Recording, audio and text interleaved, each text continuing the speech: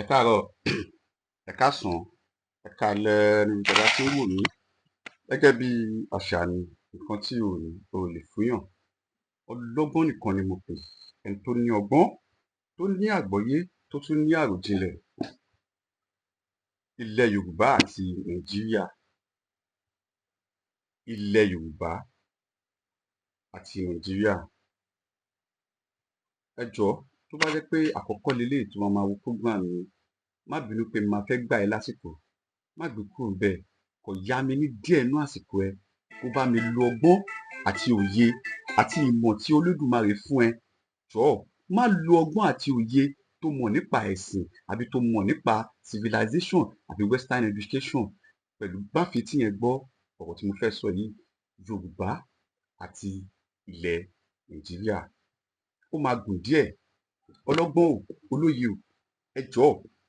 Ṣẹ rí gbogbo nǹkan tí mo bá fẹ́ máa sọ fún ẹ ní bíbà yìí, mo ò fẹ́ kó lọ máa bá mi fi ọgbọ́n òye ilẹ̀ Íjíbítì, ilẹ̀ Israel, Saudi, US, London. Kọ́kọ́ lọ wo ìtàn ilẹ̀ Kúùtù Òjìrì. Hausa, Igbo, mo pè yín, ẹ ní láti join ni ọ̀rọ̀ tí mo fẹ́ sọ yìí. Tí ò bá tiẹ̀ gbọ́ èdè tí mò ń sọ yìí, jẹ́ kí ẹni tó gbọ́ Yorùbá, tó gbọ́ èdè abínibí tí mò ń sọ yìí kó tú fún ẹ. Nípasẹ̀ pé ṣẹ rí ẹni tó bá máa sọ ìtàn ilẹ̀ Yorùbá, ó máa sọ̀rọ̀ Áfíríkà. Ẹni tó bá máa sọ̀rọ̀ ìtàn ilẹ̀ Yorùbá, ó máa sọ̀rọ̀ ìjọba. Ẹni tó bá máa sọ̀rọ̀ ìtàn ilẹ̀ Yorùbá, ó máa sọ̀rọ̀ ẹ̀sìn.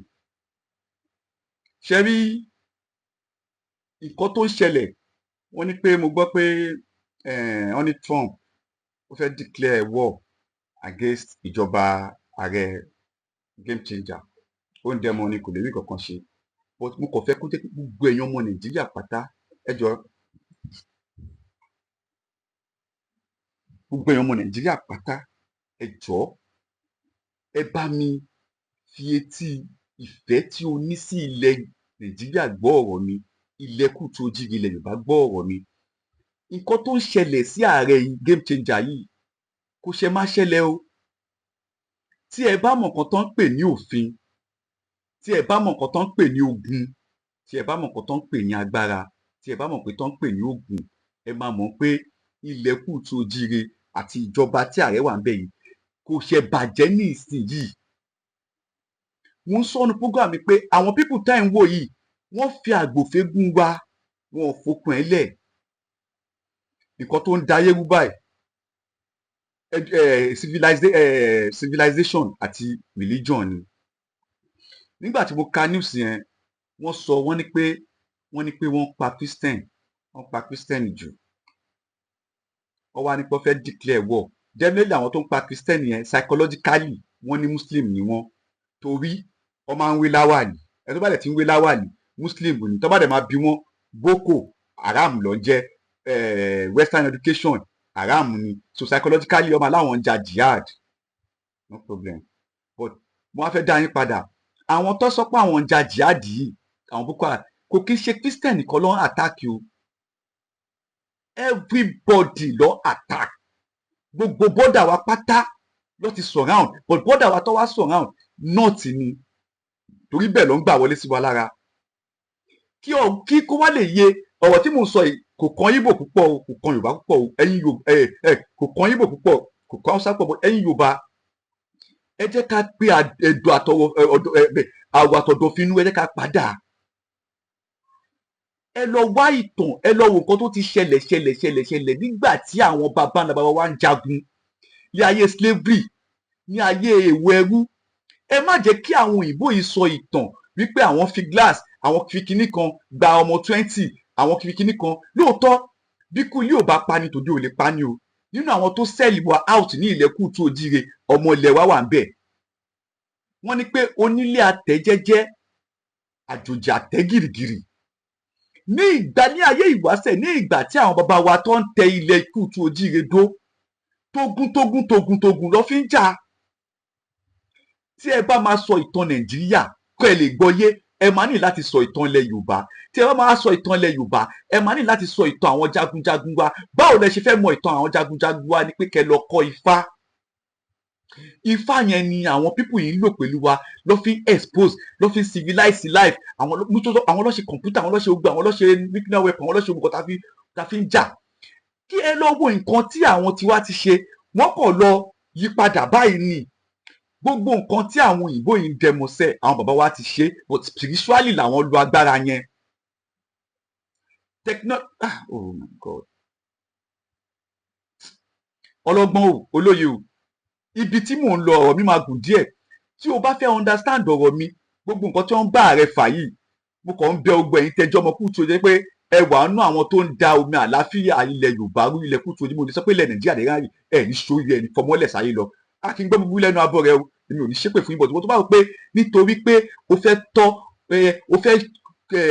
o fẹ́ gbé ìṣẹ́ kúrò nínú àwọn ìwọ̀n díwọ̀n ẹ owó tó tọ́ sí èèyàn 1 million ìwọ nìkan kò lọ sókè òkun òfin wọn àwọn ọmọ ẹ lábroad mo sọ fún yín pé ẹran tí wọn ò so ló máa jáde tí wọn so gbogbo àwọn ọmọ yín tẹ òbí ẹ̀ ń kó lọ sábroad tẹ ẹ máa kó wọn bọ̀ ńlé ẹ máa kó wọn bọ̀ ńlé wọn bí ọmọ ó kàwé ní báyìí ó lọ skul ní báyìí ó lọ sẹ́fìtì ní báyìí kò lè jẹ́ sàmà local government kò lè jẹ́ ọba kò lè jẹ́ governor gbogbo àwọn tó lọ kàwé wá báwo ni àwọn yẹn ṣe máa lọ kàwé wá láti ilẹ̀ òkè òkun tẹ bá ní kó a máa train wá ní báyìí ẹ rí tẹ bá fẹ́ wo military defence wa náà kò sí anybody tó lè jẹ́ chief of army defence tí ò ní jẹ́ pé gbogbo sabuké ẹ̀ gbogbo ìwé ẹ̀ pátá abroad ló ti lọ gbogbo train ẹ̀ pátá tó fi náà ìdá abroad like adúláwọ̀ ni wá ọmọ dúdú ni wá ó ní bá ṣe ń ronú ó ní bá ṣe ń jó ó ní bá ṣe ń mu ó ní bí atẹ́gùn ṣe ń fẹ́ sí wa ó ní bí a ṣe ń rí èrì ó ní bí a ṣe ń rí òjò a ní ìgbà ọ̀dá a ní ìgbà òòrùn gbogbo ẹ̀ la ní báwo ni èèyàn tí ó máa lọ sí àárín àwọn èèyàn funfun tó ń gbé láàárín àwọn èèyàn funfun ó ń dún ní òtútù ó lọ kàwé ń bẹ ó lọ kọ́ àìdíà ń bẹ ẹ wá ní kó máa fi àìdíà yẹn máa tẹ̀yìn àwa báwo ni èèyàn mẹ́ta ṣe máa dúró méjì méjì kò possible nǹkan tí ààrẹ wa ń ṣe tí game changer ń ṣe yìí mo tún ka ọ̀rọ̀ kan mi ò mọ̀ ẹni tó sọ o but wọ́n tàgì ààrẹ orílẹ̀-èdè wa àkọ́kọ́ Ẹbọra Òwu wọ́n ní pé kó kìlọ̀ fún ààrẹ wa kí nǹkan tó ṣẹlẹ̀ sí Gaddafi àti Saddam Hussein kó má ṣẹlẹ̀ sí ẹni tó sọ bẹ́ẹ̀ mi ò sọ́rí láti sọ òní ṣoríire nǹkan tó ṣẹlẹ̀ sí àwọn yẹn ò lè ṣẹlẹ̀ sí ààrẹ tiwa torí game changer ẹni yìí alábẹ́ẹ̀nú assassin ni òun ò ní ìdí àìdíà láti ọwọ́ yín ẹ̀yin lẹ ní ìdí àìdíà látọwọ́ ẹ̀ àìdíà tẹ́yìn tí wàá ní gan kò wúlò fún yín ẹ̀yin lẹ máa gbé àìdíà yín wá bá kò yé yín ààrẹ tó wà ń bẹ game changer yìí kò ní ìdí àìdíà yín ẹ̀yin lẹ ní ìdí àìdíà ẹ̀ tó bá tún wá ní ìdí àìdíà yín ìwọ fún ẹ ló máa wá polówó àìdíà ẹ̀ fún tó yẹ máa pé ya ó dá ń bẹ̀ ó dẹ̀ máa lù ẹ́ síbẹ̀ ẹ lè dojú Nàìjíríà kodò ẹ lè dá ogun sílẹ̀ ẹ wá bẹ̀rẹ̀ sí ń post àwọn mass burial tó ti ṣe láyé Jonathan láyé Buhari ẹ wá bẹ̀rẹ̀ sí ń tàgé ẹ̀ mọ́ ìjọba tó wà ń bẹ̀ yìí wípé wọ́n ṣe ń pa àwọn Christianity ní kí ló ń ṣe yìí pípù yìí náà sẹ́yìn gbogbo ẹ̀yin blogger tẹ máa ń wà ẹ̀yin blogger sọ jẹ́ pé nǹkan aburú ilẹ̀ Nàìjíríà lẹ máa ń rí ẹ̀rí nǹkan rí bẹ̀ ẹ̀rí don't come for me o ẹnìkan wà ní ẹ wọ́n ní pé nítorí kò lè ṣẹlẹ̀ sí mi kò lè ṣẹlẹ̀ sí ìwọ̀n mi kankan wọ́n ní tó bá ní pé kò kan ẹ o tẹ bá ní kò kan ẹ o làfi báwo ni Yorùbá ṣe sọ yẹn pé tó bá ní kò kàn mí ó lè wá kan ẹni tó kún ẹ láfi ní ẹ má fi ohun tí ò da lọ́yàn kan kò kàn mí ó lè padà wá kan ẹni tó mọ̀ ṣé bí gbogbo kidnapping gbogbo everything náà o kò ṣe kó da o kò ṣe má ṣẹlẹ̀ àwọn kan dẹ̀ ló wà lẹ́yìn àwọn kan ló ń fọ̀n díẹ̀ lọ́fẹ́ fi da ojú ètò ìjọba yìí dàrú ẹ̀ẹ́dẹ̀ lè rí ṣe ààrẹ kéré mo sọ pé iwájú báyìí lọ́mọdé máa balẹ̀ torí ẹ̀yin tẹ́ ń tag àwọn nìkan wá tún tag pé wọ́n sọ pé nígbà 2014-15 ààrẹ yìí náà sọ pé ó sọ the same thing against president tó wà ń bẹ̀ lóòótọ́ ni èmi náà wà bí ẹ̀ but ní ìgbà yẹn ó ní láti ṣe bí ara wọn kó lè join wọn ni ààrẹ ń gbà yẹn subsidy náà lajà fún gbà yẹn mo lè rántí tí bá ti post fídíò yìí mo máa post ìgbà subsidy yẹn sí orí status mi nígbà subsidy tí àti ọ̀ṣẹ́rálì gba ẹ̀tọ́ ni pé ààrẹ ló organize ẹ̀ gbogbo táìmù yẹn náà ìyà ń jẹ wá ìyà tó ti ń jẹ wá ní ilẹ̀ Kútù Òjìrè kò kì í ṣe ìyà àná kò kì í ṣe ìyà ẹni o gbogbo nǹkan tó ń ṣẹlẹ̀ yìí àwọn ẹnìkan ló fẹ́ da ojú ìjọba ìbolẹ̀ nítorí pé ààrẹ ti ń tán pinpin ó ti ń tan pinpin gbogbo àwọn tó ti jẹ tó ti jẹ́ ń di bàdàrú tó ti jẹ́ ń di ìbàjẹ́ wọn ò fẹ́ kó wá wọn ò fẹ́ kó túṣu désàlẹ̀ kòkò àwọn àní tó bá ní kó máa check gbogbo àwọn ministers wa gbogbo àwọn ex-governor gbogbo àwọn ex-military wa wà láwo ó yẹ kó kógun síbẹ̀ kó lọ pa ogun wọn dànù ni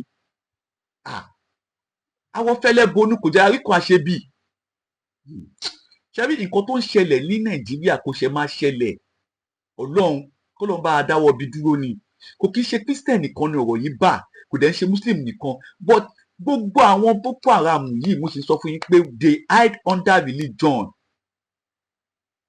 mo sọ ní program mi kan pé ṣé ẹ̀yin èèyàn ṣe mọ̀ pé there is difference between akida àti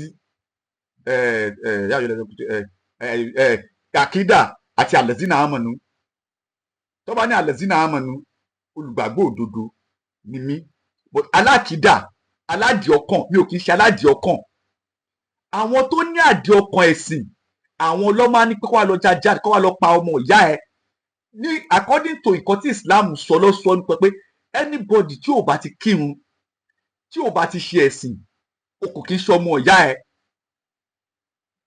that is mentality tó wà nú ẹ̀sìn so àwọn yẹn náà tó ní àkídà yẹn sínú àdìí ọkàn wọ́n máa ń lóde kó wá lọ àtàkì àwọn kèfèrí because tí ó bá mú àwọn boko haram tó bá ṣe interview fún boko haram tẹ bá bèbè kí lè tọ́ yẹn pààyàn kí lè tọ́ ṣe ń kidnap wọn ò lè rí kankan sọ ó yá ìjọba ń fìyà jẹ wọn àbí kí ló ṣẹlẹ̀ àbí ìjọba jẹ wọn lówó tẹ bá lọ ṣe thorough investigation nípa àwọn people tó ń jẹ boko haram tó ń dà lóru yìí ọ̀sà sí ọ̀ndà jihad ní boko haram boko ìpèpè like ìwé kíkà western education is forbidden in Islam yes ẹbí yáyọ lẹsìn àwọn ọmọ nù ó lè jẹ́ mùsùlùmí òdodo but má jẹ́ alákìídá mùsùlùmí tó jẹ́ pé tó bá ti gbé ìdà fún ẹ báyìí ni kò máa pa èèyàn lọ báwo ló ṣe máa pa ẹlẹ́ran ara like you can be a Muslim má bà tèèyàn jẹ́ má wo bí síyàn kírun ṣe wọn tọ́lọ́ ń ṣe ní ṣe bí ẹbẹ tó bá dẹ̀ pé o ní nǹkan míì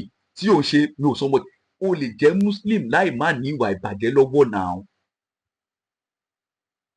ọ wá fẹ́ táàgì kínní yẹn mọ́ wípé Muslim Christianity nìkan ni àwọn Boko Haram pa kọ́ lè wá lè rí ṣe Trump yọ òun dẹmọ ni ìwé mi tẹ̀lé ọ̀bẹ sọ náà bẹ́ẹ̀ kọ́ ni mò ń lọ à ń sọ̀rọ̀ nípa ilẹ̀ kùtù òjíire ilẹ̀ Yorùbá àti Nàìjíríà ẹ rí àwa ọ̀ngàn ní ilẹ̀ Yorùbá adu country lọ máa ń sọ adu country lọ o àwa ọ̀ngàn ó tó kọ́ fún wa country kò yẹ ká join with anybody àwọn pípù yìí ló so ń wájú pọ̀ mọ́ ti pàkọ́ wọ́n lọ mú ẹ máa mú kọ́ tó ṣe ni tó fi pè wá Nàìjíríà wọ́n mú Hausa wọ́n mú Igbo wọ́n mú Yorùbá wọ́n so wá pọ̀ Hausa àti Igbo tó lọ mú yẹn náà nínú wọn there is different language different culture different type different everything you just name them Hausa nínú Igbo náà they have different type different culture different language wọ́n dé mọ̀ àwọn náà ní Igbo ní ilẹ̀ Yorùbá náà lóòótọ́ ọmọ kúùtù ojú ọ̀nà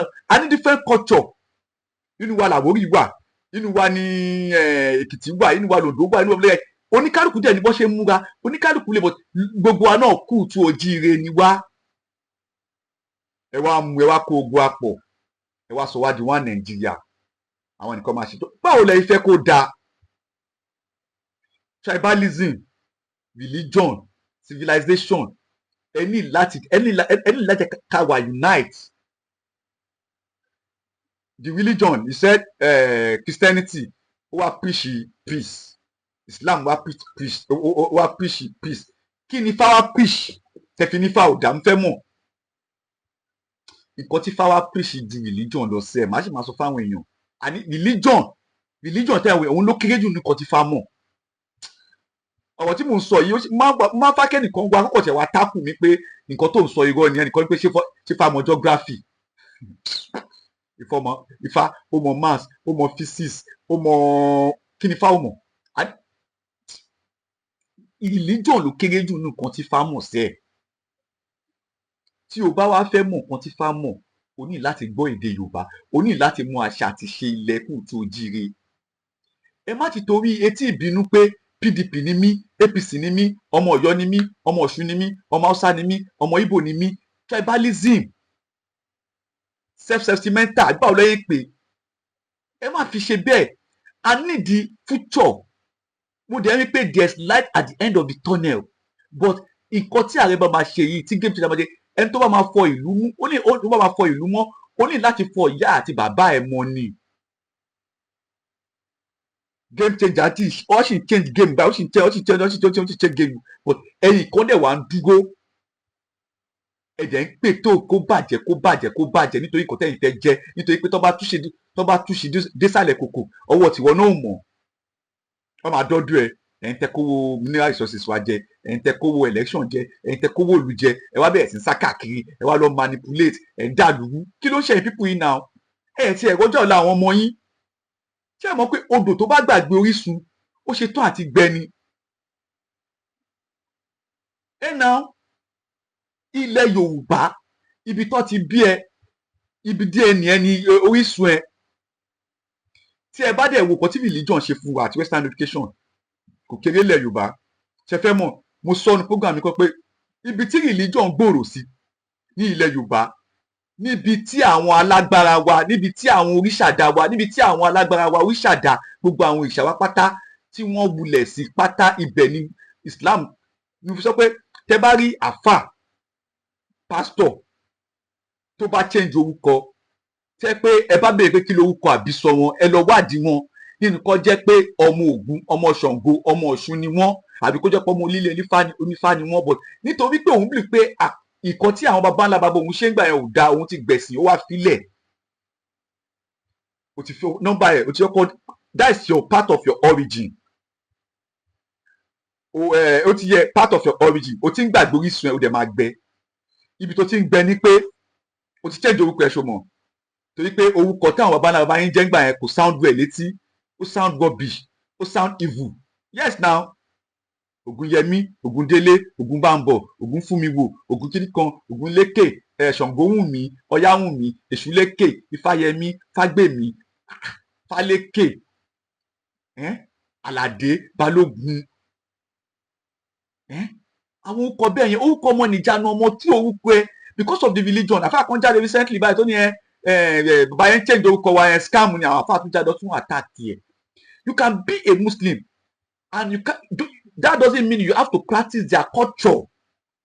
Tí ẹ bá lè máa maintain culture wa, ẹ máa ní pé àwọn bàbá wa ti lay very good foundation through ìmúra wa, through ìsọ̀rọ̀ sí wa, through òwe. Okay, lésì mi lésì ẹ, èmi làwọn AIDS, kidney problem, ulcer, gbogbo àwọn kìíní yẹn kí àwọn òyìnbó tó dé. Ṣé àwọn bàbá wa bá àkọ́kọ́ lọ́ṣẹ́ ń gbáyé? Ìkọ́kọ́ ni àgbàdo, ìkọ́kọ́ kọ́lẹ̀ dìé ń jẹ kágbàdo tó dé ni. Ẹ wá dé, ẹ wá inherit, ẹ gba nǹkan tí wọn, nǹkan tí ẹ wá kọ́lẹ̀. Wọ́n ní olè ò ní jàgbà kó má ṣe lójú fìrì. Ẹ mọ̀ túmọ̀ ẹ̀, olè bóyá ẹ kò ní jàgbà kó má ṣe lójú fìrì. Yorùbá yẹn náà ló tún wá sọ pé wọ́n tó bá ṣàmà lè understand, o gbọ́dọ̀ gbọ́ òwe Yorùbá kó dẹ̀ understand òwe yẹn. Ó sì yé yín, sàn láàárín adénímú ní pẹ́kọrọ, sàn báyìí òun láàárín adénímú ní pẹ́kọrọ. Ẹ jẹ́ ká wà bold nípa identity wa, nípa àṣà wa, nípa ìṣe wa. We have our own culture. I keep saying it, that I will keep repeating it. We have the best culture in the whole world. Mo dẹ̀ mọ̀ pé àwọn òyìnbó ìgangan ló yẹ kó máa pè ní òfúnilẹ́dìí ẹ̀sìn fi gbòdìdí ẹ̀rọ lọ́wọ́ ẹni. Ṣùgbọ́n àwọn ọlọ́gbé mídíà wà, wọ́n tún gbé AI jáde báyìí sìn, wọ́n tún ṣe AI jẹ́ pé AI robot wọn máa ṣe operation fún yàn. Wọ́n tún ṣe kinní kan bíi àwọn lọ́ ṣe àwọn gbogbo àwọn transgender, kọkùnrin máa bóbìnrin lò pọ̀, kóbìnrin máa bóbìnrin lò pọ̀, kọkùnrin máa ṣe kinní kan, gbogbo nǹkan tí a bá láyé, gbogbo nǹkan tí àwọn tí a ti ẹ̀ gbọ́ pé àwọn bàbá wa ti ẹ̀ practice yìí làwọn pípọ̀ gbé wá, ẹ̀dẹ̀ máa gbà á, ìwọ̀kuwọ̀, ìsọkúsọ, ìṣekúṣe. Tẹ́ bá máa wo mídíà sí, tẹ́ bá máa lọ live báyìí lórí TikTok, aláwọ̀ èèyàn tó ń bára wọn sùn lórí live, máa wo live ẹlòmíì lórí TikTok lórí program báyìí, á dẹ̀ máa rí èèyàn 5 million viewers. Tẹ́ bá máa padà nǹkan tó ń sọ nǹkan tí ò nítumọ̀, tí ò lórí. Adẹ̀ ń tẹ̀lé afẹ́ ayé, adẹ̀ ń tẹ̀lé àfa wa, ó ń fa àwọn àfáàsì ọ ti sọ social media di mosque. Ó máa bá wọn máa ṣàdúrà àwọn èèyàn. ṣebí díẹ̀ nínú àlàbánúbejù ìjọba díẹ̀ ló máa ṣe o, ìwọ gangan ilé la ti ń kẹ́ṣọ̀ọ́ òde. Ẹ jẹ́ ká kọ́kọ́ padà sílé, a ní nǹkan ìgbìmọ̀, gbogbo nǹkan tá à ń jẹ tá à ń kó sẹ́nu, ọ̀ ń kó wá ní òkèkùn lọ́ ti ń kó wá, nǹkan tá à ń jẹ tá à ń mu àti jíjẹ àti mímu wọn ń kó wá ní, àti wá yọ ọ̀lẹ. Àwọn bàbá kẹdẹrẹ àgbẹ̀ ni wọ́n, jagunjagun ni wọ́n. Ọlọ́run, tí ẹ bá lọ wo nǹkan tí Yorùbá ní tí a ti ń ṣe, a ti ń dá gọ̀jọ̀gọ̀jọ̀ kí àwọn òyìnbó tó dé jẹ́, a ti ń ṣe, a ti ní form of government. I keep saying this. So Nàìjíríà àti Yorùbá nǹkan tó gùn gan ni, kò kí ń ṣe orí ààrẹ yìí ló ti bẹ̀rẹ̀ wá. Ààrẹ yìí try láti dá Nàìjíríà padà sí main track tó yẹ ká wà, tó yẹ ká máa follow, because àwọn jẹgúdújẹrá wọ́n ti ba ìlú yìí jẹ́, wọ́n ti pín ìlú yìí mọ́ra wọn lọ́wọ́. Oh my God, ṣé ẹ mọ̀ ni? Ok, ẹ ká fi ibi ìṣáná kéèsì oògùn tèmi ẹ ṣe tó bá tiẹ̀ wá jẹ́ pé illiterate everybody àbí anybody mọ̀ kọ́ ṣe mọ̀ pé mineral resources epo a níbi tó ti ń wo epo, a ní epo nílẹ̀ wa, ṣe mọ̀ pé a lépo kó tó di pé ààrẹ débẹ̀. Ṣé ń gbọ́ o, mò ń ṣàlàyé ọ̀rọ̀ epo Nàìjíríà fún yín ni o. A ní epo, bó ṣe wá ba Nàìjíríà jẹ́, ọ máa wa epo wa bí báyìí, gbogbo ìfàínárì wa òṣìṣẹ́, ọ máa wa epo láti bí báyìí, ọ máa wá máa gbé epo yẹn lọ sí ibi tó máa ti lọ fọ epo, tó máa yọ oríṣiríṣi mineral resources bíi 7 nínú crude oil wa. Ibẹ̀ ló ti ń yọ gas, ibẹ̀ ló ti ń yọ petrol, ibẹ̀ ló ti ń yọ kerosene, ibẹ̀ ló ti ń yọ charcoal, ibẹ̀ ló ti ń yọ gas oríṣiríṣi tọ́lẹ̀ yọ bẹ̀ tó 5, gas AC, gas mọ́tò, gas tó fi ń dáná. Tó bá ti wá gbé lọ, tó bá ti wá ń gbé bọ̀, ó tún máa di gbèsè sí wa lọ́rùn. Ní rójú owó, a tún máa padà jẹ gbèsè. Ìjọba wa ní ẹbíṣẹ́ máa ní láti san subsidize fún àwọn people tó ń gbé epo bọ̀ pé yá epo yìí báyìí tàbá ní ká tà fún yín ní Nàìjíríà o, èyí báyìí lẹ́yìn máa ra o. Ìjọba máa subsidize, wọ́n máa fún ọ lówó díẹ̀ kó lè máa tà fún wa lẹ́dínwó gbà yẹn. Gbogbo time tí àwọn epo ní 65 naira, 70 naira, 80 naira, 100 and 120 yẹn, subsidy yẹn làwọn people yẹn ń ṣe, tí oníkálukú ní refinery tiẹ̀. Kò sí ọba kankan, mo ò fẹ́ lọ síbẹ̀. Game changer mọ̀ nǹkan tó ń ṣe sẹ́ẹ̀. Mo tún ṣí fìlà fún game changer lẹ́ẹ̀kan sí. Ààrẹ game changer orí mi rèé. Ẹ jọ̀ọ́, ẹ má yẹ ká ba ìlú yìí jẹ́. Ṣé bí Nàìjíríà ṣe máa dà, Nàìjíríà ò lè great again, mo mọ̀ bẹ́ẹ̀. Ọlọ́run, mo kàn ní ìgbàgbọ́ yẹn ni.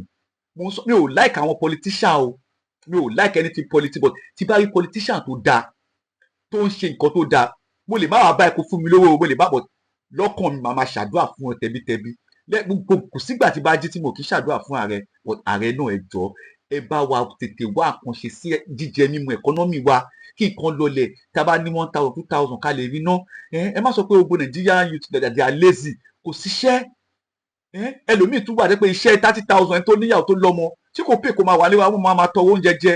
Iṣẹ́ ẹ jọ̀ọ́ game changer, mọ̀ pé you are taking us to the great land.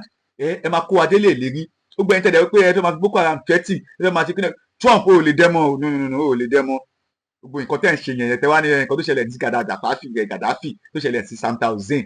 Àwọn game changer sẹ́ kò nídìí ẹ̀pù yín, ẹ̀yin lẹ nídìí ẹ̀pù ẹ̀. Ọlọ́run, ẹ jọ̀ọ́, ẹ bá wá ṣe ń tọ́ bá ń fa yá àlá ọ̀kan máa fa yá àyà sẹ́ social media tá wà yín náà, ẹ jẹ́ ká mọ̀ nǹkan tá a máa sọ. Nǹkan tójú wa ò tó, ẹ má yẹ ká máa spread fake news. Tí ẹ fẹ́ gain followers, ẹ fẹ́ gain attention. Ẹlòmíì bẹ́ẹ̀ mọ̀ mú ibú ẹ bẹ̀rẹ̀ sí ń post gbogbo kí ló pẹ́ mass burial tó ti ṣe látàyè Jonathan, tó ṣe láyè Buhari. Ẹ jọ̀ọ́ náà, ẹ wá ń tàgẹ̀ mọ́ ààrẹ tó wà ń bẹ́ẹ̀ sí yìí. Ẹ jọ̀ọ́, ẹ̀dẹ̀ tó bí Kristẹni nìkan lọ pa, kò ń ṣe Kristẹni nìkan. Gbogbo ọ̀hún yàgò kò ń ṣọ̀wọ́ ẹnìkan. Òkè ṣáwọn ẹ̀ mọ̀ ibi tí Kristẹni gbé kọ́ lọ́ máa pa àwọn Kristẹni nìkan ni. Ẹ má ṣe bẹ́ẹ̀, ẹ má bàálù yìí jẹ́. Gbogbo ẹni tó dé pé àsìkò yín ti lọ, game changer ti dé, nǹkan tẹ́ ti jẹ́ máa ló mú mi sí náà. Èèyàn kì í já wa dé, èèyàn kò kì í jẹ́ kílẹ̀ fẹ́. Ẹlòmíì wà dé pé ó ṣe minister of kìnìkan, ó ṣe governor, gbogbo all over the world ló ní lé sí, ó ní Dubai, ó ní lamẹ́ríkà, gbogbo ọmọ ẹ pátá ó ti wà successful. Ó tún fẹ́ kọ́ ọmọ ẹ wá jẹ governor, kọ́ ọmọ ẹ wá jẹ chairman local government, kí ló dé, ṣé wọ nìkan ni? Ó yìí torí ẹyin nǹkan dáyé ni. Ẹ tó tún wá débẹ̀ ẹ̀ ń sìn kó máa ẹ tún fẹ́ bàjẹ́ mọ́ lọ́wọ́. Iwájú báyìí lọmọdé máa bálẹ̀ ńlẹ̀. Ẹ jọ̀ọ́, ẹ bá wa nǹkan ṣe sí ìjọba Nàìjíríà. àti Yorùbá.